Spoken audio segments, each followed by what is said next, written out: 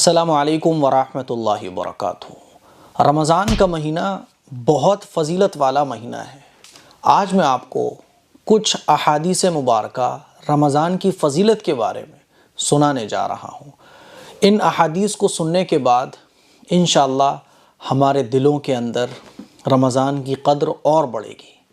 آئیے جانتے ہیں وہ احادیث، وہ ارشادات جو رسول اللہ صلی اللہ علیہ وسلم نے فرمائے رمضان کے بارے میں۔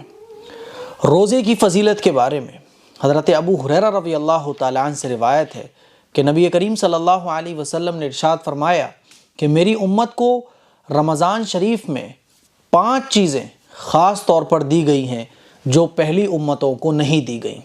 وہ 5 چیزیں کون کون سی ہیں؟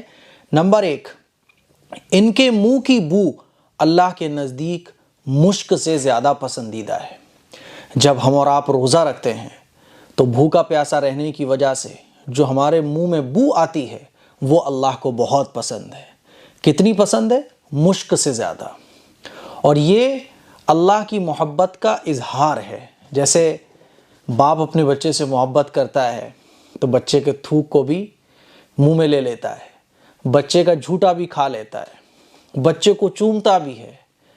اسی طرح سے اللہ جب بندہ روزہ رکھتا ہے تو اللہ اپنے بندے سے اتنی محبت فرماتا ہے کہ اس کے منہ کی بدبو اللہ کو اس وقت مشک سے زیادہ پسند ہوتی ہے۔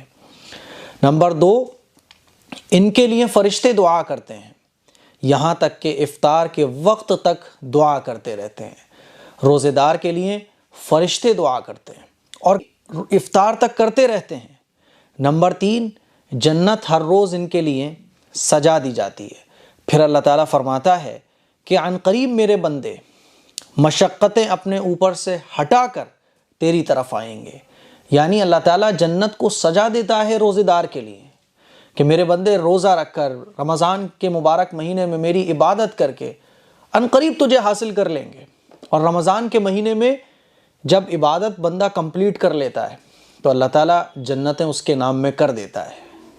نمبر 4، اس مہینے میں سرکش شیاطین قید کر دیے جاتے ہیں اور لوگ رمضان میں ان برائیوں کی طرف نہیں پہنچ سکتے جن کی طرف غیر رمضان میں جا سکتے ہیں۔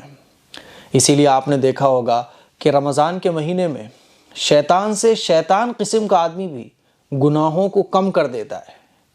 شیطان قید کر دیے جاتے ہیں۔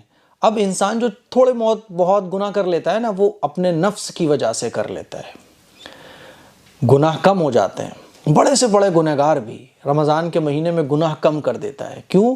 کیونکہ اس مہینے میں شیاطین قید کر دیے جاتے ہیں۔ نمبر 5، رمضان کی آخری رات میں روزے داروں کی مغفرت کر دی جاتی ہے۔ تو اللہ کے نبی صلی اللہ علیہ وسلم نے رمضان میں ملنے والے 5 انعامات کو بیان فرمایا۔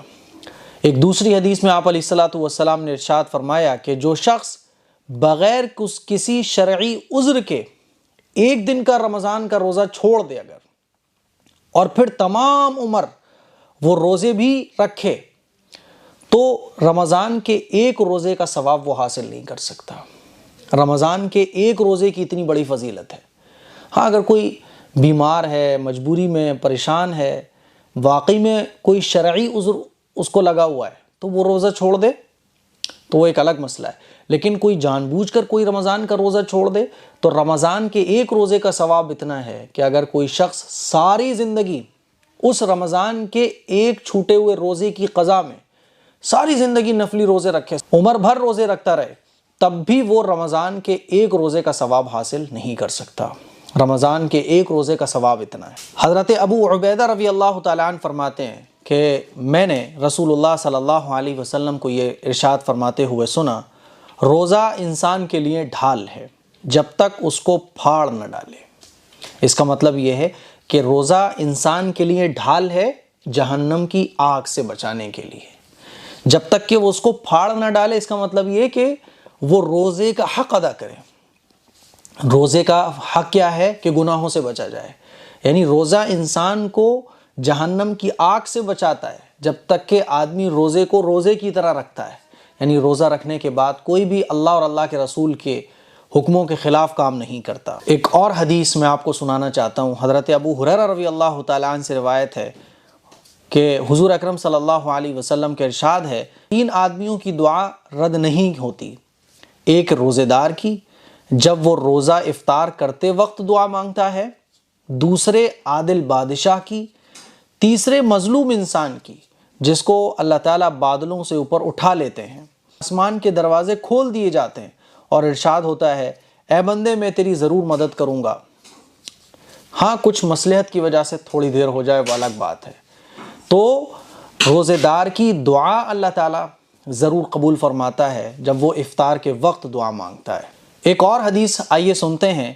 حضرت کعب رضی اللہ تعالیٰ عنہ کہتے ہیں کہ ایک مرتبہ رسول اللہ صلی اللہ علیہ وسلم نے ارشاد فرمایا کہ ممبر کے قریب ہو جاؤ۔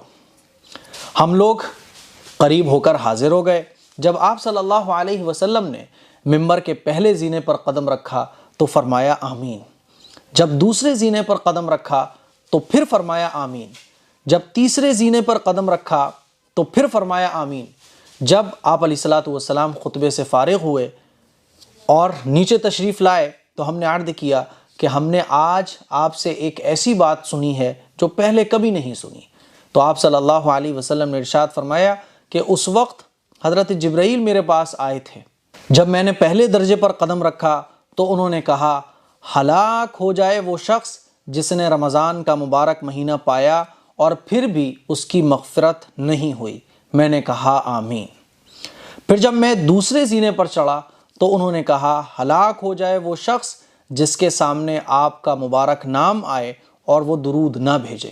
میں نے کہا آمین۔ جب میں نے تیسرے درجے پر قدم رکھا تو انہوں نے کہا ہلاک ہو جائے وہ شخص جس کے سامنے اس کے والدین یا ان میں سے کوئی ایک بڑھاپے کی عمر کو پہنچ جائیں اور وہ ان کی خدمت کر کے جنت میں داخل نہ ہو سکے۔ اس پر میں نے کہا آمین۔ تو میرے عزیز بھائیوں میری بہنوں، یہ حدیث سننے کے بعد آپ اندازہ کریں کہ جو شخص رمضان کا مہینہ پائے اور اپنی مغفرت نہ کرا سکے وہ کتنا بڑا بدنصیب اور کتنا بڑا بدقسمت ہے۔ اسی لیے ہمیں کوشش کرنا چاہیے کہ ہم رمضان کے مہینے میں کوئی بھی غلط کام نہ کریں۔ حضرت عمر ابن خطاب رضی اللہ تعالیٰ عنہ فرماتے ہیں کہ میں نے رسول اللہ صلی اللہ علیہ وسلم کو یہ ارشاد فرماتے ہوئے سنا رمضان میں اللہ تعالیٰ کا ذکر کرنے والا بخشا جاتا ہے اور اس مہینے میں اللہ تعالیٰ سے مانگنے والا بے مراد نہیں ہوتا۔ اللہ کا ذکر کرنے والا اس مہینے میں بخشا جاتا ہے اور اس مہینے میں اللہ سے مانگنے والا خالی ہاتھ واپس نہیں لوٹتا۔ اسی لیے جتنی بھی آپ کی خواہشات ہیں، جتنی بھی آپ کی تمنائیں ہیں، جتنی بھی آپ کی آرزویں ہیں، مانگو نا اس مہینے میں، یہ اللہ سے مانگنے کا مہینہ ہے۔ حضرت زید بن خالد رضی اللہ تعالیٰ عنہ سے روایت ہے کہ رسول اللہ صلی اللہ علیہ وسلم نے ارشاد فرمایا جس نے روزہ دار کا روزہ افطار کرایا یا کسی غازی کو سامان جہاد دیا اس کو بھی اتنا ہی اجر ملے گا۔ یعنی اگر آپ کسی روزہ دار کو افطار کرا دیتے ہو تو آپ کو بھی اتنا ہی ثواب ملتا ہے جتنا روزہ دار کو ملتا ہے۔